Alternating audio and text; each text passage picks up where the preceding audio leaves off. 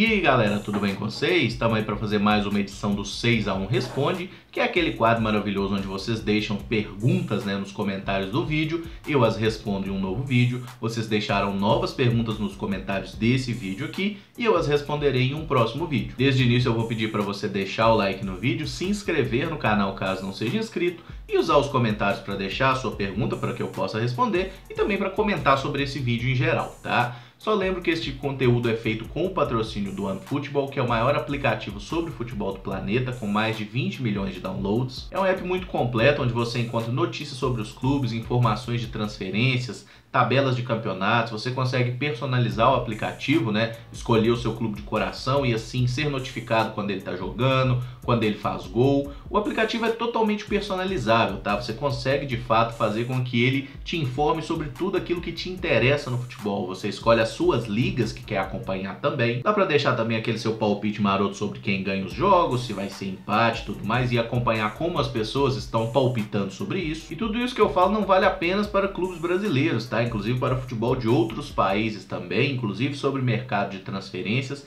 É realmente um aplicativo muito bom, muito bem atualizado, onde você consegue se inteirar sobre tudo aí do universo do futebol. O melhor de tudo é que o aplicativo ele é totalmente gratuito, está disponível tanto para Android quanto para iOS e o link para você baixá-lo está aqui na descrição do vídeo, beleza? Então sem delongas, vamos lá para a primeira pergunta, que é do Gil Dias, tá? Ele pergunta: mano, você acha que ter ganho um título ano passado com um elenco relativamente mais fraco faz pressão no time e diretoria e torna ganhar o título esse ano quase que uma obrigação?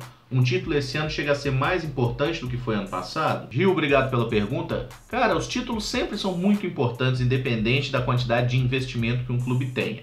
A questão é, eu acho que o Cruzeiro ter ganho a Copa do Brasil ano passado, ter um treinador caro, ter contratado alguns outros jogadores também com alto investimento, faz sim com que a pressão esse ano seja maior. E tem que ser assim mesmo, tá? Porque quando você tem um clube e investe alto para montar time forte, você tem que cobrar títulos sim. É obrigação do Cruzeiro brigar pelos títulos e a gente acredita que o clube está brigando, né? A questão é saber se o clube vai ter capacidade de chegar agora e conquistar. E esse é o momento chave, cara. É a hora das decisões. É agora que a gente vê se o time realmente tem chegada, é forte, está pronto para ser campeão ou se vai ficar no meio do caminho. E a pressão em time grande sempre vai existir, mas quando o clube faz uma política de menos gastos, por exemplo, a gente entende que esse é um ano um pouco mais de transição, que o clube não vai brigar lá em cima. Mas não é o caso do Cruzeiro em 2018.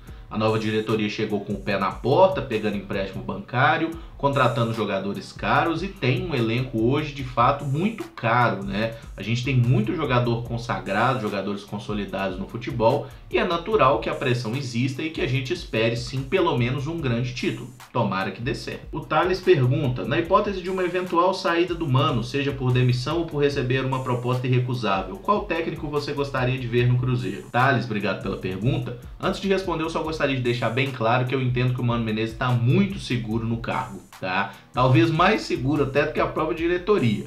Mas enfim, um treinador que eu gostaria de ver treinando o Cruzeiro é o Abel Braga. Ele não vem de trabalhos muito bons recentemente, teve a situação com o filho, e tal, que foi uma coisa bem complicada, mas eu gosto bastante do trabalho dele. Ele costuma ser um cara que lida bem com jogadores um pouco mais veteranos e que usa bastante a categoria de base. No Fluminense foi assim, Ele, até pelo time não ter muita capacidade de investimento, tá vivendo uma situação difícil, ele usou muita gente da base e conseguiu revelar, potencializar muito jogador bom. Então, se porventura o Mano Menezes deixa o Cruzeiro aí no final desse ano, para 2019, um treinador que eu tentaria trazer seria o Abel. O João VTM pergunta: você acha que o Ronaldo Fenômeno é ingrato ao Cruzeiro por nunca falar do time e sempre dar atenção a outros clubes que ele passou? João, obrigado pela pergunta. Cara, gratidão não é uma coisa que tem muito como a gente medir, tá? Fato é, eu acho que o Ronaldo já deu umas grandes escorregadas, que ele falou algumas coisas que passava fome no Cruzeiro e tudo mais, coisa que depois ele mesmo se retratou, disse que não era bem assim.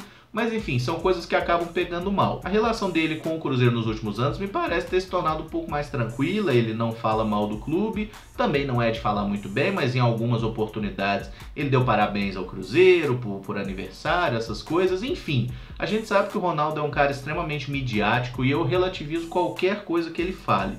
Para mim, tudo para o Ronaldo Fenômeno é uma questão de negócio. E ele talvez seja o jogador mais inteligente nesse aspecto que eu já vi. É um cara que consegue trazer tudo que ele fez como jogador para um negócio. Ele é um ótimo empresário. Não sei se ele é um bom gestor, mas ele sempre foi um cara que teve boas ideias e soube vender muito bem a si mesmo, né? Ele sempre fez um marketing pessoal muito bom. Eu sou muito fã do Ronaldo como jogador, não sou nada fã dele como pessoa fora de campo. Eu acho que ele já cansou de ser muito infeliz, de se posicionar mal numa série de situações, até questão política, não questão de eleição, mas questões políticas como aquelas da CBF, da Copa, de hospital e tudo mais, enfim.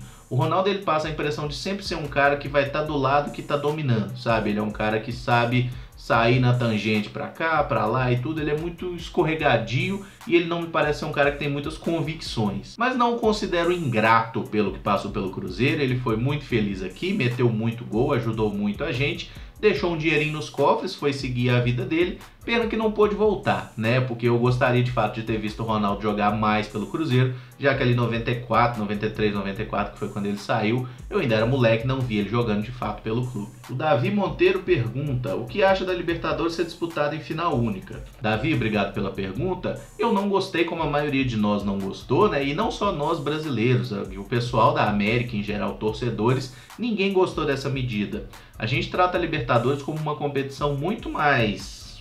não é emocionante, mas a relação que o sul-americano tem com o futebol é diferente do europeu.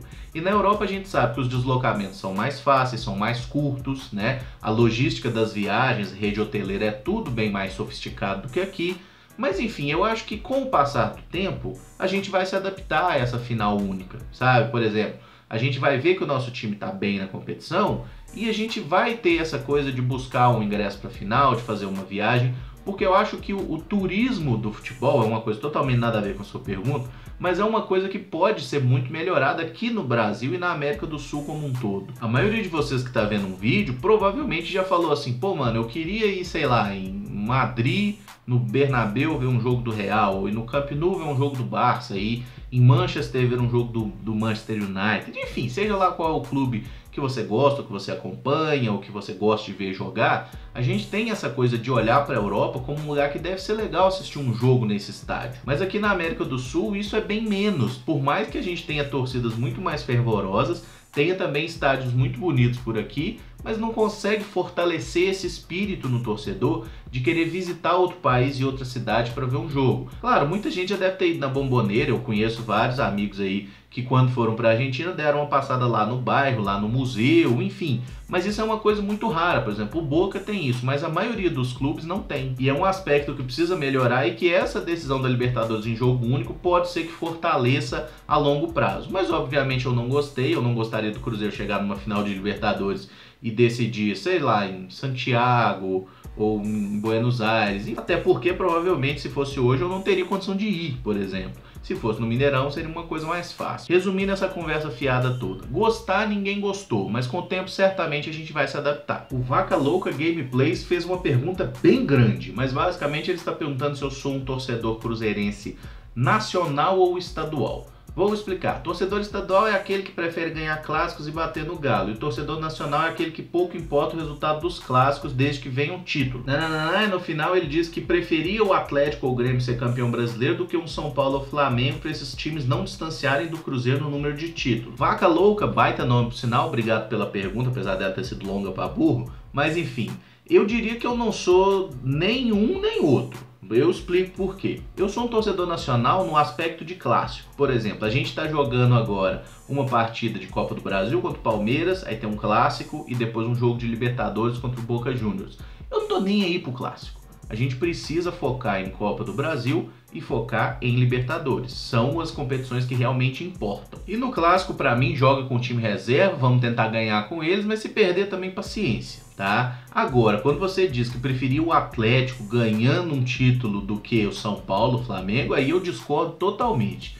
Eu acho que perder clássico, quando você tem uma visão de uma competição maior, uma visão de título, não tem problema. Simplesmente porque é um jogo como qualquer outro, não é um jogo decisivo. Eu acho que sempre a gente deve focar em título. Agora, falar que é melhor o Atlético ser campeão de qualquer coisa, aí eu discordo. Eu sempre vou torcer contra o Atlético em qualquer ocasião, tá? Qualquer jogo que o Atlético estiver fazendo, eu estarei torcendo contra ele. Da mesma forma que qualquer jogo que o Cruzeiro estiver fazendo, eu estarei torcendo a favor dele. Então eu não diria que eu sou nem um torcedor nacional, nem um torcedor estadual nessa sua definição. Eu acho que eu estou no meio do caminho das duas, sempre a favor do Cruzeiro, sempre contra o Atlético. O Luiz Fernando faz uma pergunta: como o Cruzeiro vai pagar as dívidas? Ô Luiz, obrigado pela pergunta, mas se eu soubesse como o Cruzeiro ia pagar as dívidas, eu já tinha ido lá contar pros caras, porque eles também aparentemente não sabem. Mas basicamente a única forma do Cruzeiro pagar as dívidas é começar a arrecadar mais dinheiro, porque o clube nos últimos anos tem gastado mais do que arrecada, então você precisa aumentar as receitas. Como que o clube está tentando fazer isso? Através do sócio do futebol, tentar angariar mais torcedores e está apostando muito na questão de premiações de competições, em ganhar títulos e assim trazer dinheiro para pagar a conta. A questão é, a gente já viu que historicamente você jogar uma competição para ganhar e pagar o time com a premiação da competição, a conta não fecha, tá? Porque o dinheiro da premiação, por exemplo, no brasileiro, você ganha 20 milhões de reais se ganhar um campeonato brasileiro. E você vai gastar muito mais do que 20 reais só de salário dos jogadores para manter eles durante uma temporada inteira, tá? A folha salarial do Cruzeiro hoje deve ser uns 8, 9 milhões de reais, por aí, talvez até mais, vai saber. Mas enfim, a questão é, a conta simplesmente de ganhar título e assim ter mais dinheiro com premiação, ela não fecha. Até porque você fazer uma conta considerando que vai ser campeão, você está desconsiderando a qualidade de todos os adversários, né? E o fato de que, por exemplo, em torneio de mata-mata, uma partida ruim ou um momento ruim você pode botar tudo a perder. A forma que eu acredito que seria a melhor para pagar as dívidas seria reduzir o investimento, parar de gastar dinheiro com jogador mediano e você gastar com salários altos para jogadores que sejam absolutamente decisivos e importantes para o funcionamento do seu time.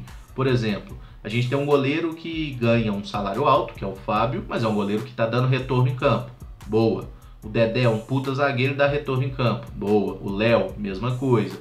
O que a gente tem que cortar? É comprar os Bruno Silva, os Mancoejo, sabe? É parar de gastar 500 mil em um lateral como a gente está fazendo com o Edilson. Claro que o Edilson pode muito bem dar certo, fazer muita coisa boa pelo Cruzeiro, mas 500 mil para um lateral é um salário fora dos padrões. E isso eu acho que o Cruzeiro realmente vacila. E onde que o Cruzeiro também vacila? No uso da categoria de base. Qual que é o melhor investimento que você pode fazer para ter retorno técnico e financeiro? Usa a base. Um jogador da base dá certo, não vou nem falar casos raros como o Vinícius Júnior, como o próprio Rodrigo lá do Santos, jogadores que estão sendo vendidos aí por 45 milhões de euros. Mas você consegue um jogador, por exemplo, o Murilo, um jogador que teve algum destaque recentemente. Teve conversa de pagarem 6 milhões de euros, 8 milhões de euros nele. Vamos lá, se aparece proposta de 8 milhões de euros no Murilo, o Cruzeiro vende. Aí sobe o Kaká e começa a jogar o Kaká. Depois tem o Ronaldo, tem o Gustavo Ricci. A nossa base, ela tá formando muito zagueiro bom, por exemplo. Então, precisa fazer essa roda girar, bota o jogador para jogar. O cara se destaca, pode vender pro exterior, pega esse dinheiro e já vai tapando o buraco e bota outro jogador da base. E assim, usando muitos jogadores da base, com o tempo você consegue ter retorno técnico e também melhorando as finanças. E quando melhora as finanças, você passa a poder investir em jogadores um pouco mais qualificados. Ah, mas e se ficar 2, 3 anos sem ganhar título? Se ficar 2, 3 anos sem ganhar título e resolver o problema das dívidas, daqui a 5 anos a gente vai ganhar títulos, né? Nós vamos ficar 3 sem ganhar título, no quarto a gente vai investir, seja no quarto ou no quinto nós vamos voltar a ganhar título. A gente tem que entender que o futebol, ele é uma constante. O futebol não tem uma coisa de vida ou morte. Se não ganhar esse ano, acabou tudo. Não, se não ganhar esse ano que vem vai existir também.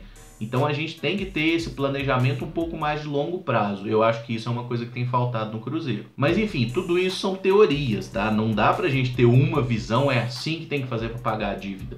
São todas apostas, pode dar certo ou pode dar errado. Eu apostaria basicamente em reduzir o investimento burro, digamos assim, parar de contratar jogador mediano, para isso a gente pode formar na base, não precisa gastar.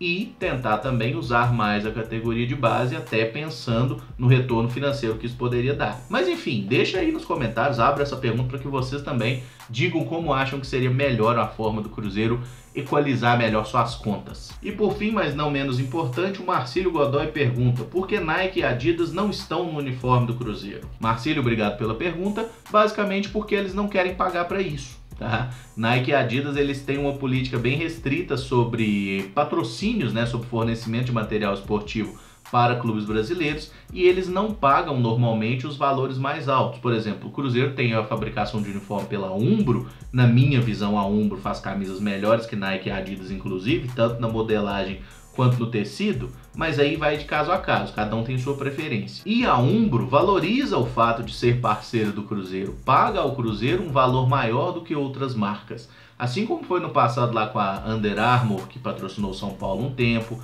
que entrou no mercado de futebol, depois acabou dando uma saída, e Nike e Adidas são marcas muito consolidadas, então eles olham e falam assim, a gente já tem Corinthians e Flamengo, a gente não precisa ter outros clubes. Eles têm meio essa cabeça mesmo, porque não tem uma visão de mercado no Brasil como eles têm em outros países. A competição por ser fornecedor de material esportivo de um clube da Inglaterra, da Espanha, enfim, em grandes clubes no mundo inteiro é muito maior do que aqui no Brasil. E um dos motivos é aquele que a gente já falou, que é o fato da CBF não vender os clubes brasileiros para o exterior. A CBF realmente só cuida da seleção, só vende a seleção. Então, para todo mundo que já foi para fora do país, fala que é a coisa mais rara do mundo, mesmo que você procure em lojas de material esportivo, é você achar a camisa de um clube brasileiro sendo vendida lá fora. Você só acha a camisa da seleção. Mas basicamente é isso, a resposta é simples, eles não estão no uniforme do Cruzeiro porque não querem pagar por isso, beleza?